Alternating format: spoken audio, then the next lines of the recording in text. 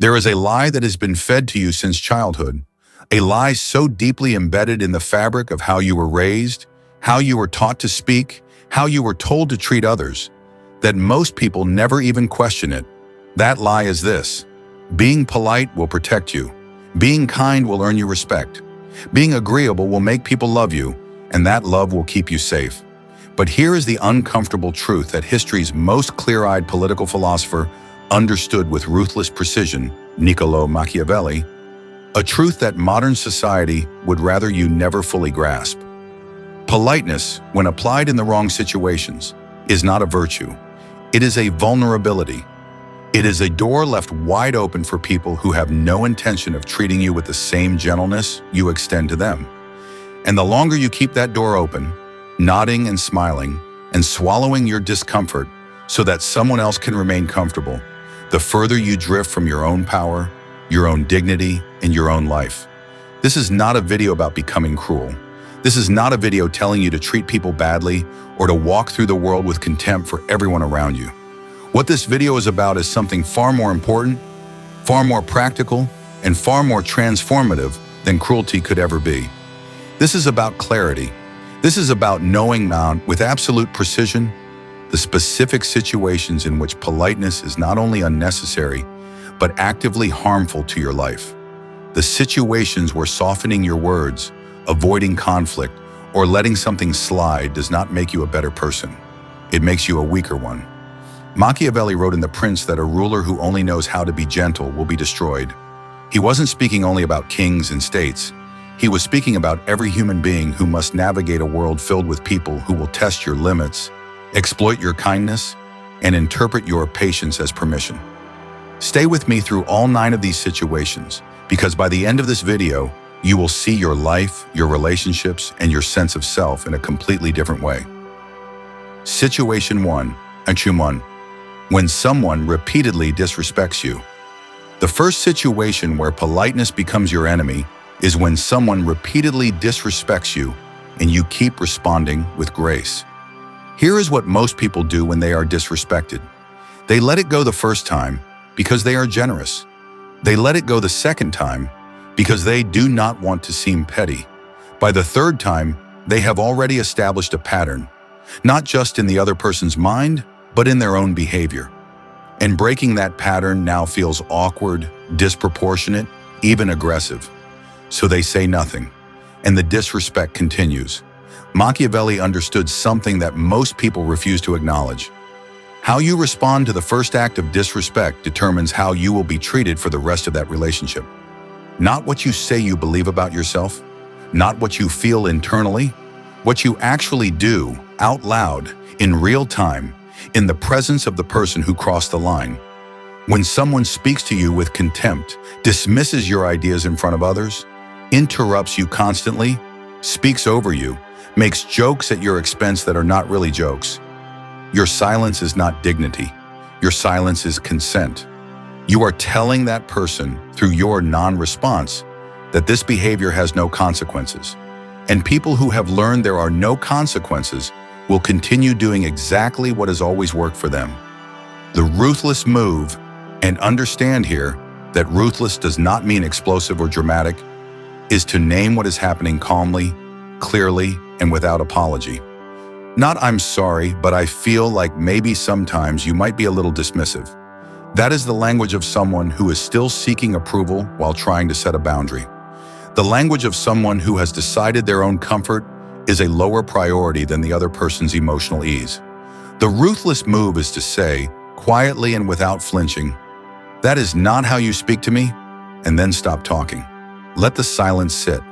Let the other person feel the weight of what just happened. You have not screamed. You have not insulted. You have simply drawn a line that you are no longer willing to let be crossed. And you have drawn it in a way that communicates, without ambiguity, that you mean it. This is the first situation. When disrespect becomes a pattern, politeness is no longer a kindness. It is a habit of self-erasure. Situation 2. When someone takes your kindness for granted.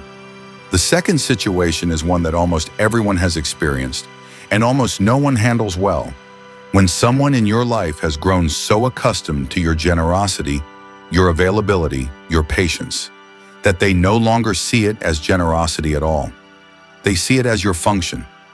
You are the friend who always shows up, the colleague who always covers, the partner who always forgives, the family member who always accommodates.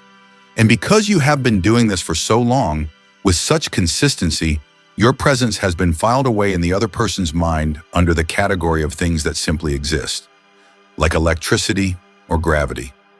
Reliable, constant, taken entirely for granted.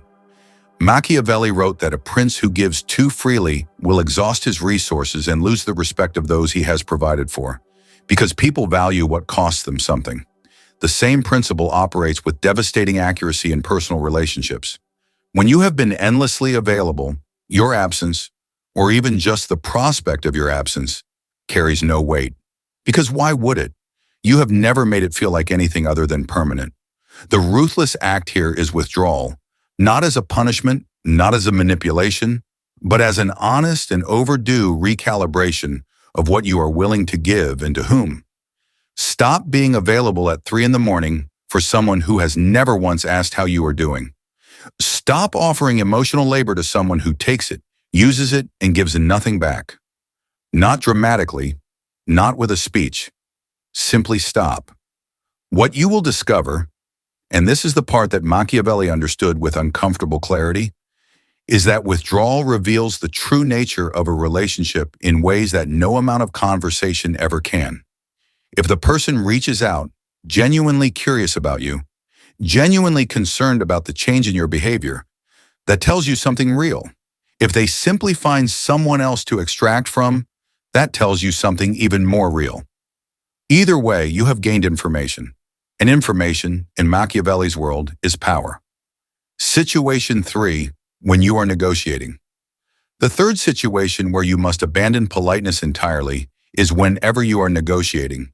For your salary, for a contract, for a business deal, for terms of any kind where something of material value is being decided. Most people enter negotiations with a deep, unexamined need to be liked by the person on the other side of the table. They soften their asks. They apologize for their requirements. They laugh nervously and add qualifiers to everything they say. I was thinking maybe, if it's not too much trouble, something perhaps in the range of, they are conducting a negotiation as if it were a social interaction, as if the other party's opinion of them personally is at stake, and as if that opinion matters more than the outcome. Machiavelli was explicit on this point.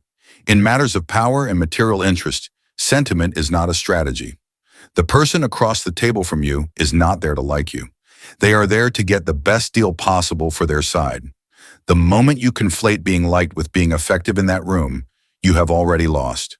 The ruthless truth about negotiation is this: the person who is comfortable with silence wins. The person who can make a number and then stop talking, not laugh nervously, not add softening language, not immediately offer a concession before the other person has even responded, that person commands the room, because silence in a negotiation forces the other side to fill the space, and people fill silences by revealing what they actually want, what they are actually willing to accept, what their real constraints are. Be polite in your greeting, be professional in your conduct, and then be absolutely unapologetically clear about what you want, what you will not accept, and what the consequences are if your requirements are not met. Ruthless in negotiation does not mean aggressive. It means precise. It means you have done your homework, you know your worth, and you are not going to pretend otherwise to make someone else comfortable. Situation 4, when someone lies to you directly. The fourth situation is when someone lies to you. Not a small social lie, not the exaggeration that smooths over an awkward moment, but a direct, deliberate lie about something that matters. A lie about their actions, their intentions, their whereabouts, their commitments to you.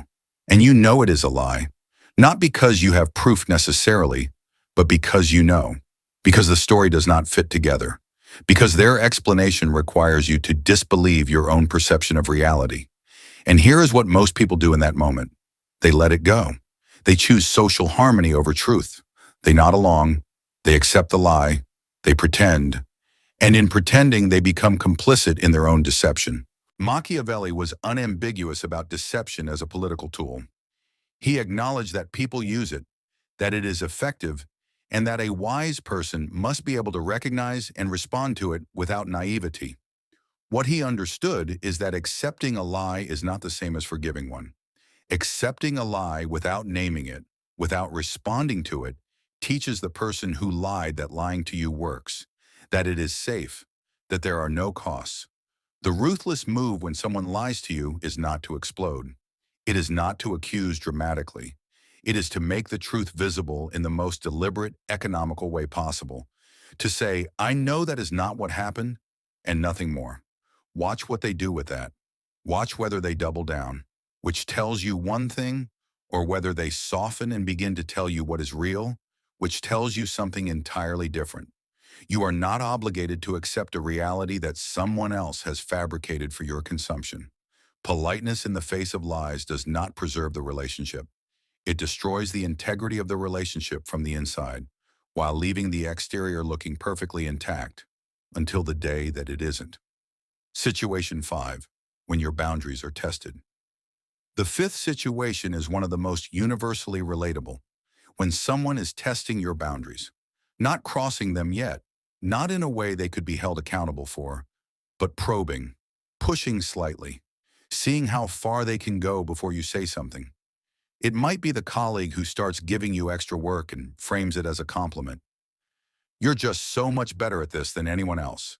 It might be the friend who makes plans and then cancels, repeatedly, always with an excuse good enough that calling them out feels unfair. It might be the family member who makes comments about your life choices that are just pointed enough to sting, but just vague enough to deny. What all of these situations have in common is that the person doing them is gathering data about you. Every time you absorb the imposition without response, they log a data point. This is acceptable. Every time you laugh off the comment that was not really a joke, they log another data point. This is permitted. They are constructing entirely from your responses a map of exactly how far they can go with you. Machiavelli understood that the establishment of boundaries is not a single conversation. It is a series of consistent responses that train people in how to treat you. The training begins at the very first probe, not 3 years later when the behavior has become deeply established and the relationship has been built on the assumption that you will always accommodate. The ruthless move here is early intervention. At the first probe, the first test, the first small crossing, respond clearly, not angrily, not disproportionately, but clearly. I am not going to be able to take on extra work without it being formally recognized. When plans get canceled this often, I stop making them. I would prefer not to discuss my choices. Delivered without apology. Delivered once. And if it happens again, delivered again. The same way, with the same calm, until the message is fully received. Situation 6. When forgiveness is being demanded, not earned. The sixth situation is one of the most emotionally complex. When someone who has hurt you demands your forgiveness, not because they have changed, not because they have demonstrated genuine remorse through their behavior, but because forgiving them would make them feel better. Because your continued pain is inconvenient for them. Because the sight of your wound is uncomfortable, and it would be so much more convenient if you would simply act as though it does not exist. This particular form of manipulation is often wrapped in the language of virtue. You need to forgive for your own sake. Holding on to this is only hurting you. Being unforgiving says more about your character than mine. All of these statements redirect the conversation from the person who caused the harm to the person who experienced it, and position that person's pain as the real problem that needs to be solved. Machiavelli, who was a deeply practical thinker, would have recognized this immediately for what it is: an attempt to extract a concession, your forgiveness, your endorsement that things are fine, your public rehabilitation of someone's reputation or standing in your life, without paying the price that concession actually costs. True forgiveness, in the Machiavellian sense, is not a gift you hand over because someone asked for it. It is something that is earned through demonstrated change, through time, through consistent behavior that is materially different from the behavior that caused the wound. The ruthless move is to refuse to perform forgiveness you do not feel, not out of cruelty, but out of integrity.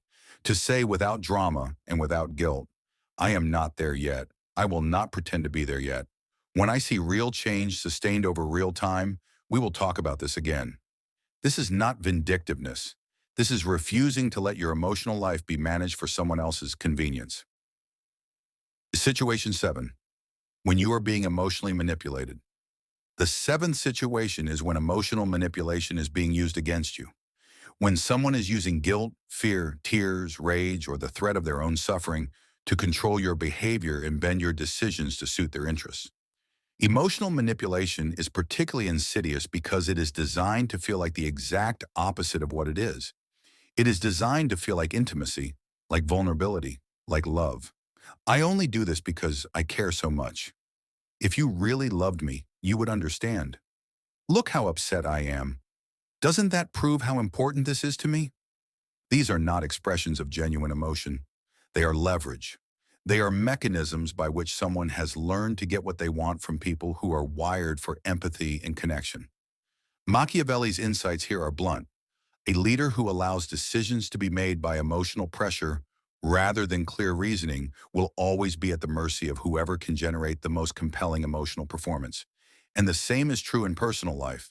If your choices are being made primarily to stop someone else's tears, to prevent someone else's anger, to manage someone else's threatened suffering, then your choices are not really yours at all. They are negotiated outcomes in a transaction where the other person holds all the emotional leverage. The ruthless move is to separate the emotion from the decision, to be genuinely compassionate about the emotion. I can see you are very upset right now, and I care about that.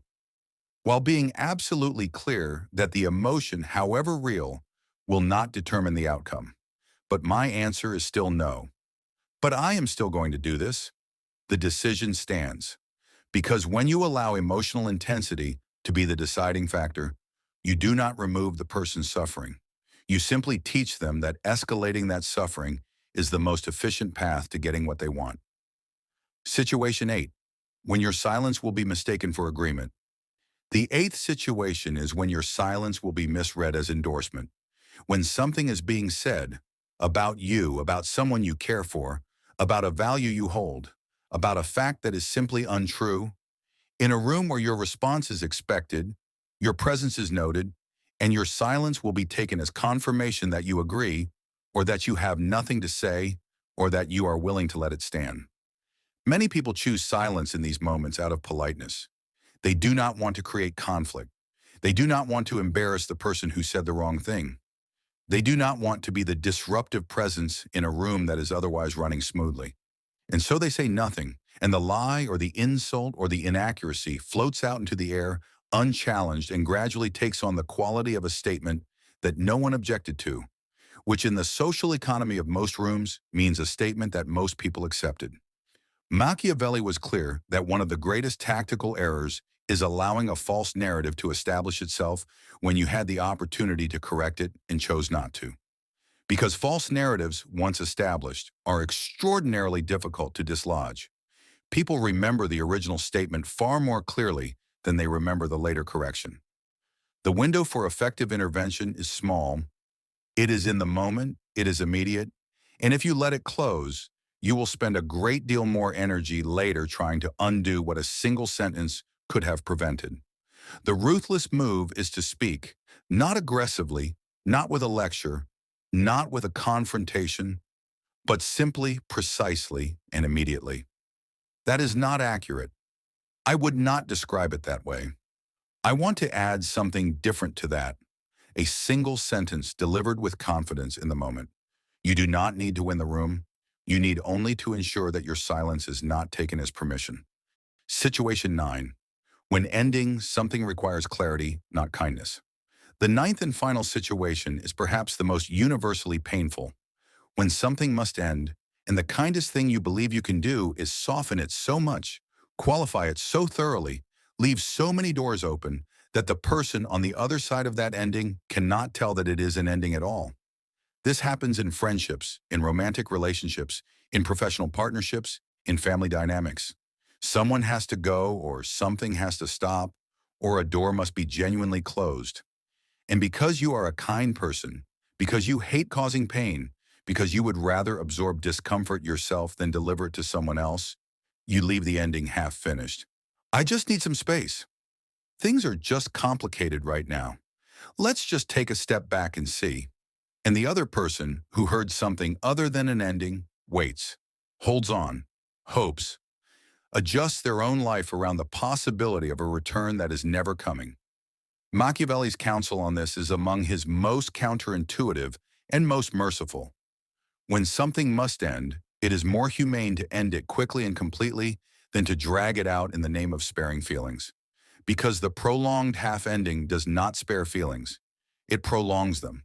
It stretches the pain over months or years that could have been used by both parties to actually move forward. The ambiguous exit is not kindness. It is cowardice dressed in the language of consideration. The ruthless move, the genuinely kind move, is to be clear, to say what is real in plain language, without excessive hedging. This friendship has run its course for me, and I think we both know it. I am not coming back from this. The door is closed, said with warmth, said without cruelty, but said with enough clarity that the person receiving those words knows exactly where they stand. Because knowing exactly where you stand, however painful in the short term, is the only foundation from which a person can actually build something new. Conclusion: the philosophy of ruthlessness as respect. So here you stand, having moved through all 9 situations, and perhaps you arrived at this video expecting something inflammatory, something that would give you permission to be harsh and dismissive and cold. That is not what Machiavelli offers, and it is not what this video has tried to deliver.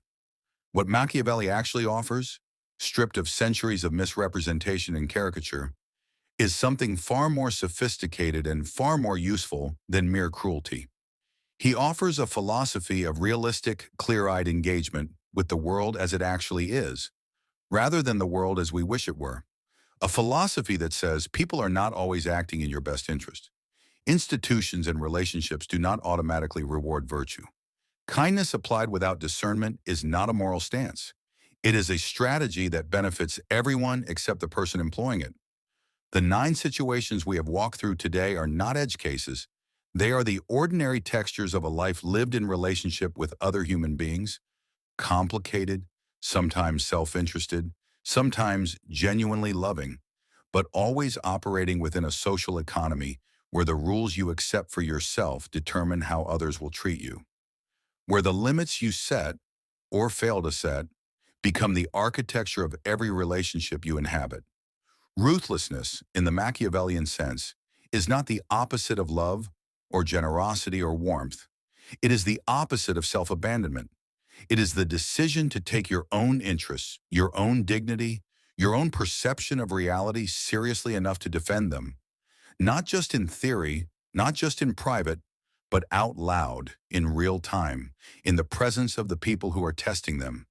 When you stop being polite in the situations that demand clarity, something extraordinary happens. The people in your life who are genuinely good, who respect you, who are capable of growth, who love you in a way that can actually withstand your honesty, they draw closer. Because real relationships are not built on the performance of agreeableness. They are built on the trust that comes from knowing exactly who you are dealing with and choosing that person anyway.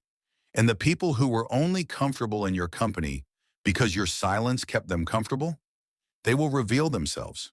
They will react to your clarity with confusion, with anger, with withdrawal, and you will find, perhaps for the first time in your life, that their discomfort is not your emergency, that their disappointment in your refusal to keep erasing yourself is information, not a verdict on your worth, but a measurement of their limits. Niccolo Machiavelli, writing in Renaissance Florence over 500 years ago, understood what every person who has ever been taken advantage of, overlooked, manipulated, or disrespected eventually comes to understand through painful personal experience. The world does not reward those who wait politely for their turn.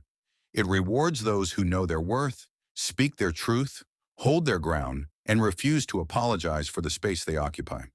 You are allowed to hold your ground. You are allowed to speak without softening everything until the meaning disappears. You are allowed to end things that need to end, to name what is happening when something is wrong, to refuse forgiveness that has not been earned, to walk away from kindness that is being exploited. You are allowed in the most Machiavellian, in the most human sense of the word, to be ruthless, not with other people, but on behalf of yourself. That is not cruelty. That is respect.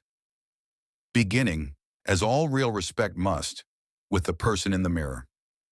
If this video shifted something for you, if something here gave you language for something you have been feeling but could not name, share it with someone who needs to hear it.